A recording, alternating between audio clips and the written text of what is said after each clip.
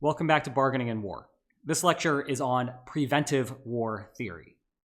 We're going to be examining the circumstances where states might want to fight wars in the shadow of a long-term shift in the balance of power. I want to draw an important distinction now before we get started, namely distinguishing between preventive war and preemptive war. We've already had a lecture on preemptive war. That was seeing when war would occur due to a first strike advantage. That's an instantaneous shift in the balance of power due to one state catching the other state off guard. Preventive war sounds very similar, and in fact, policymakers will confuse these two things all the time, but I don't want you to do that as a student of this course. I want you to be able to distinguish between preemptive and preventive war. Preventive war is a long-term consideration. So think about, for example, a state developing nuclear weapons. Well, the change in the balance of power is not going to happen instantaneously there. It's happening well into the future. So the question that you have to ask when you're in this sort of situation with a shift in the balance of power is how that might affect bargaining dynamics, and when a state can look into the future and see that this is happening, how does that perhaps influence negotiations going on today? So that's what we're covering. We're covering preventive war in this lecture. Let's talk about the modeling technology that needs to go into doing that and how that's different from what we've been looking at for the most part in the past. In the standard crisis bargaining model, we have a single snapshot in time where we're just bargaining today and that's the end of it. With a preventive war concern, given the idea that we're looking at a long-term situation, that means we're going to have multiple periods of bargaining. So that's going to be something new. That also means that we're going to have to incorporate discount factors like we had to do with stalling, because we need to think about the time preferences of the actors if they're going to be negotiating through time. So let's go ahead and write down what the overall flow of this game looks like. Then we'll write down some payoffs, and then we will conclude this lecture by making a quick inference about what's going to happen in the future. And from there, we'll stop, and we'll, in the next lecture, pick up from there and try to figure out what's going to happen in the first stage of the interaction. Okay, so there's going to be 4 parts of this game. The game begins with state A either makes a demand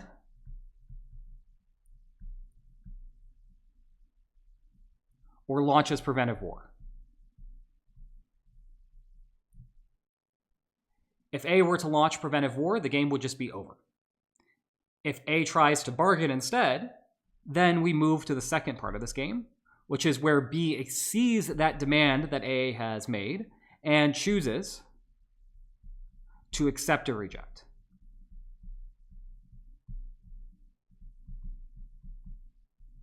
So if it rejects, then we end up in war, just like we would have had A chosen to prevent in the first place. If B accepts, however, then we have that distribution of the good at stake locked into place for this period, and then we advance into the next period. And what's going to be critical between this first overall period of the game, which includes these first 2 moves, and the second overall period of the game, which is going to be the next 2 moves, is that there's going to be a shift in the balance of power between the two. So although this isn't a move, let's go ahead and denote this fact. We're going to have power shift right here. And then after that power has shifted, we're going to be in the third part of the game where A is going to make a new demand.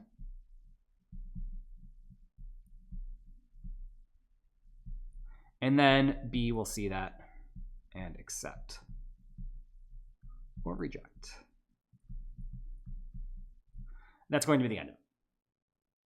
One quick thing to point out here is that you'll see that there's 2 different proposals from A. And you might notice that there's a congruence, or rather an incongruence, in those 2 moves, where in that first stage, A can either make a demand or launch preventive war. And there is no preventive war option in the third period, or the third move of the game, where A is making a demand. The reason for that is that you can't forestall a power shift that has already happened. So having a preventive move there isn't actually going to add anything to the game, and that's why we've deleted it. If A is going to want to fight a war to forestall the power shift, it's going to need to do that before the shift has actually taken place. So that is the sequence of moves. Now let's go ahead and write out some payoffs for what might be happening here. Well, to do that, let's first define what these demands look like. So in the first stage, we're going to say that the demand is x1, which is some value between 0 and 1, where again, x in both of these cases, both what is now x1 and also is going to be x2 in a moment, is representing A's share of the good, with B receiving the remainder. So again, yeah, of course, we have x2 down here as some amount between 0 and 1, which again is what A is proposing to keep for itself. Let's imagine that we get through both of these stages with peaceful offers being exchanged and being implemented so that we don't have war. Then the payoffs for that are going to look as follows. So for player A, for state A, in the first stage, we're getting a deal of x1. In the second stage, we're going to get a payoff of x2. But because we have this time component here, we're going to have to manipulate that with the discount factor. For simplicity, we're going to use a common discount factor. They will not have distinct discount factors here. They'll just have a shared discount factor delta. And the way that we're going to have the payoffs be distinguished over time is that we're just going to assume that if there is a deal in this second stage of negotiations, that that deal is going to be projected through the rest of time. And the way that we do that, of course, with discount factors, if you're familiar with this, is we multiply the quantity by delta divided by 1 minus delta. Okay, so that is A's peaceful outcome. We have two demands being accepted, then A receives x1 for the first stage, and for the rest of time, it will receive x2. And when you interact that with a discount factor, we get the overall payoff as you see on your screen there. Now, state B's payoff is going to be very similar. B is just getting the remainder of all of this. So in the first stage, it's going to get 1 minus x1. And in the second stage, it's going to get 1 minus x2. And to project that through the rest of time, we have to have a discount factor up top and 1 minus delta on the bottom. So those are the payoffs for peace. Now let's think about the payoff for what happens if B rejects in this second period of negotiations. Well, think about what's happened before. If B has rejected an offer in the second stage, that is not going to change the payoff that has accrued in the first stage. Between the first and second stage, time has passed, and by rejecting in the second stage, B isn't jumping in a time machine to affect the payoffs from the first stage. Those payoffs from the first stage are locked in. So the way that we're going to have that in here is by having x1 be A's payoff for that first stage, and then in the second stage, it's now going to receive its war payoff. That's going to be locked in for the rest of time. Same idea with B. So B gets 1 minus x1 for the first stage, and then for the second stage, it's going to get its war payoff.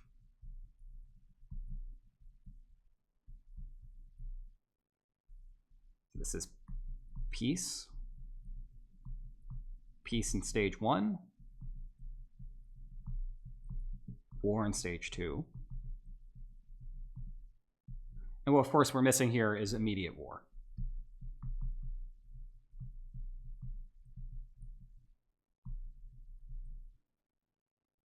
So let's go ahead and fill that in for both of these players here, A and B. All right, what's going to happen if you have immediate war? Well, the big difference here between what we've seen in the previous case, where we have war in the second stage and peace in the first stage, is that we're going to assume that war is game ending. And to be clear, I mean either A choosing to prevent or B choosing to reject. It doesn't matter which of those cases it is where war has started. As long as war has started in either of those situations, then we're going to have a war that is game ending and it's going to produce the same payoffs.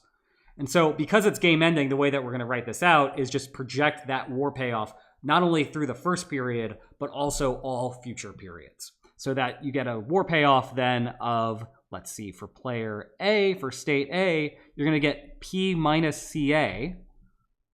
And then you're going to project that through the rest of time with 1 minus delta. But there's going to be one slight difference here on top of what I just described, which is the fact that we have to incorporate a shift in the balance of power. So if we have A's probability of victory in a war in the post-shift stage of P, then to distinguish that, we need to have a different balance of power in the first stage. And because we're imagining B being a rising state and A being a declining state, A's balance of power must be more favorable in the first stage than the second stage.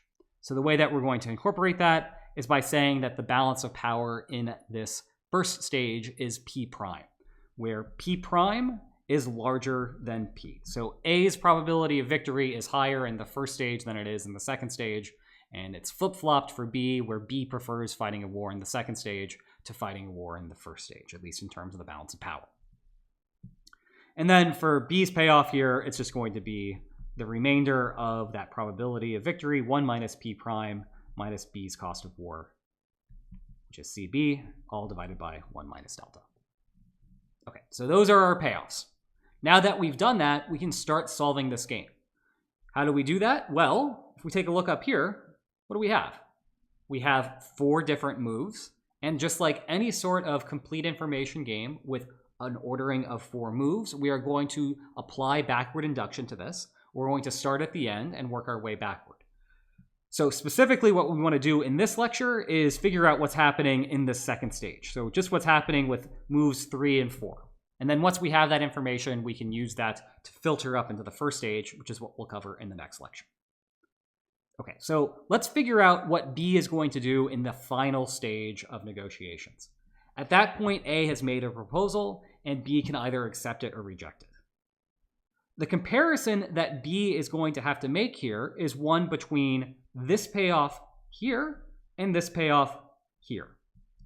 Why is that? Well, the top payoff is B's payoff for accepting a demand in the second stage. It's already accepted the demand in the first stage, so it's just having peace prevail throughout. And the second payoff represents what happens if there had been a deal negotiated successfully in the first stage, but B rejects in the second stage. So B is happy to accept as long as this quantity here is going to be less than this quantity here. If B is happy with the peace demand, then it's going to be accepting it, and if it's not, it's going to reject it. Pretty straightforward. We just have to make a quick calculation to figure out what that boils down to. So let's go ahead and write those payoffs down. We're going to say B accepts x2 if 1 minus x1 plus delta 1 minus x2 divided by 1 minus delta is at least as large as 1 minus x1 plus delta 1 minus p minus cb divided by 1 minus delta. So this looks kind of messy. Doesn't have as straightforward of algebra as some of the other models that we've anticipated, and you might think that we might not get something very clean as a result of that. Turns out, though, if you look a little bit more closely, lots of this stuff is going to cancel. So first of all, you'll notice that this 1 minus x1 is on both sides. Why is that? What's going on there, and why are we immediately canceling that out? Well, as I alluded to earlier, whatever happened in the first stage has already happened. And regardless of whether B is accepting or rejecting a second demand, it's not getting into a time machine and going back to the first stage to change things. It's only able to optimize for what's going on in that second stage, and so whatever happened in the first stage is irrelevant to that. So if we just go ahead and simplify that down, let me just draw this out again. 1 minus x2, 1 minus delta, at least as large as delta 1 minus p minus cb over 1 minus delta. You'll notice that more stuff is canceling. We have in the denominator of both of these fractions a 1 minus delta, so those will cancel out. And in the numerator, we also have deltas on both sides, right here and right here. And if we cancel both of those out, then what we get is 1 minus x2 is at least as large as 1 minus p minus cb. The reason that the deltas and 1 minus deltas are canceling here intuitively is that that's just weighing our time preference. But the time preference here is the same. The outlook is still what's happening in the second period through the rest of time for both of those sides of the calculation, and so that's why they cancel out. Okay, now we can get this done very easily. The ones cancel. If we just multiply everything by -1, we get x2 less than or equal to p plus cb. This is when B accepts x2. So you'll notice that this actually looks very familiar. This is actually the same sort of constraint on peaceful negotiations as would happen in the regular one-shot game. Why is that? Well, again, think about what's happening here. After the second stage has arrived, whatever has happened in the first stage, namely the power shift, has already transpired. Nothing else new is happening here. This is just looking at a fixed period of time, essentially, at this point, although we're projecting it over the course of many different periods. So what B is essentially trying to think about here is whether A's demand is better or worse than what it gets from fighting a war, just like it is normally. And as long as A is not demanding too much, where too much is defined as P plus CB, B is going to accept that demand. Okay, now we can figure out what A is going to demand. What is A's demand x2? What's going to optimize this? Well, we have two different cases to look at. X is an amount between 0 and 1. And there's a cut point here, P plus CB, where if x2 is less than that, we have acceptance.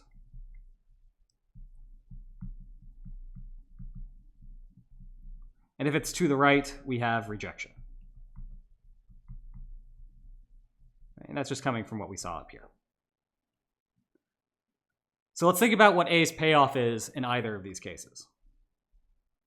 If A is going to make an acceptable demand, then going back up to here, what we have is peace in both of these stages. So that is A's payoff for inducing peace. It's going to get the deal from before and the deal for today. So let's just go ahead and write that down. Its payoff is x1 plus delta x2 divided by 1 minus delta. And if B were to reject instead, then we're in this situation here where there was peace in the first stage, but now war in the second stage. And so A's payoff under those circumstances are x1 plus delta P minus CA over 1 minus delta. First thing to note is if we look at the acceptance payoff, that payoff is strictly increasing in x2. If A wants to make a demand that's going to be accepted, it should demand as much as it possibly can, because otherwise it is just leaving money on the table for B to accumulate. So if A wants to make an acceptable demand, it's going to set x2 equal to the maximum it can get, which is P plus CB. So the best possible acceptable demand for A yields x1 plus delta times P plus CB divided by 1 minus delta. The remaining question is whether A prefers having one of those acceptable demands, namely the optimal acceptable demand, or fighting a war instead. So it's going to be happy to do that, do a strict inequality here, if its payoff for rejection is smaller than that other amount for the optimal acceptable demand.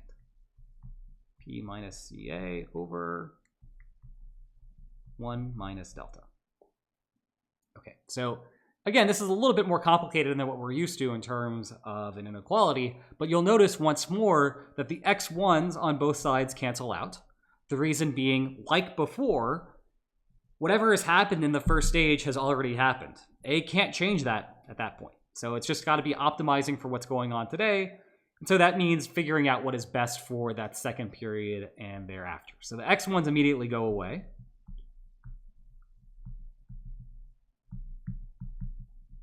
Which leaves this.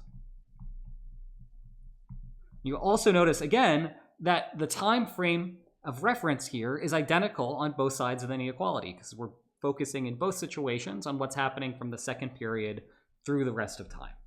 So that's why we have delta and 1 minus delta in the numerator and denominator on both sides of the inequality, which means we can delete both of them. And we're down to P plus CB greater than P minus CA. Well, P's cancel. And we're left with CA plus CB greater than 0. Ah, this is familiar.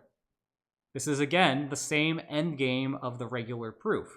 If we're looking at a one-shot interaction, we have peace happening, and the end of the proof is just saying that if war is costly, we should be getting a deal done, and we see the exact same thing here. And once more, that's because after the power shift has already transpired, there is no reason to fight a war because war is inefficient and we should get a deal done. So what we know is in the second stage, we have A demands x2 equal to, we'll call it x2 star to represent the fact that this is going to be the equilibrium demand. and B accepts in equilibrium that amount. This is what's happening in equilibrium. Before I conclude here, I want to point out one thing that this model does help clarify that there was some confusion about in the literature on war before we had the formalization of crisis bargaining. There was this idea previously that if there's a shift in power, we should expect to see war after the power shift has been completed because the new, stronger state wants to get more stuff. But that idea overlooks, again, the notion that war is inefficient. So after the balance of power has shifted, there's no reason why the weaker state, the state has declined, would not want to negotiate a solution instead. Yes, it's going to have to give up some stuff, but the alternative is fighting a war, and war is costly. So rather than fighting that war and paying those costs, it's better off negotiating a solution instead. Okay, that wraps up this lecture. We figured out, again, what's happening in the second stage, and what we'll do in the next lecture is figure out from there what's going to happen in the first stage. Hope you enjoyed this. Hope to see you next time. Take care.